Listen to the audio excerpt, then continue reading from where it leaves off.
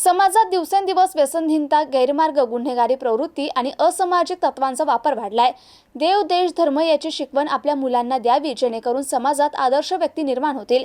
तसेच आदर्श आणि संस्कारक्षम मुलांनाच मुलगी द्यावी, जेणेकरून आदर्श समाज घडेल, असे सद्गुरू अक्काताई महाराज यांनी 40व्या अखंड हरिनाम सप्ताह कीर्तनाप्रसंगी श्री क्षेत्र आडगाव खुर्द, तालुका संभाजीनगर येथे प्रवचनादरम्यान केले।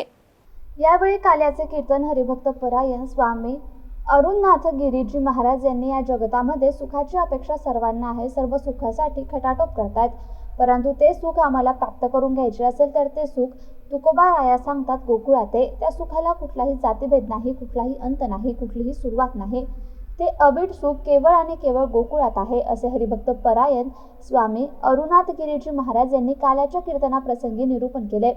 श्री क्षेत्र आडगाव खुर्द येथे 11 ते 15 डिसेंबरपर्यंत अखंड हरिनाम कीर्तन नारळी सप्ताह सद्गुरू अक्का महाराज यांच्या आशीर्वादाने आणि प्रमुख उपस्थितीमध्ये आडगाव ग्रामस्थांच्या वतीने आयोजित करण्यात आला होता। यावेळी काल्याचे कीर्तन हरिभक्त परायण स्वामी अरुणनाथ गिरीजी महाराज यांच्या अमृतवाणीतून झाले, तर काल्याचा महाप्रसाद खासदार संदीपान भुमरे यांच्या वतीने देण्यात आला। यावेळी सप्ताहामध्ये हजारो भाविक भक्तांची उपस्थिती होती। रमेश माळी, MCN न्यूज, छत्रपती संभाजीनगर।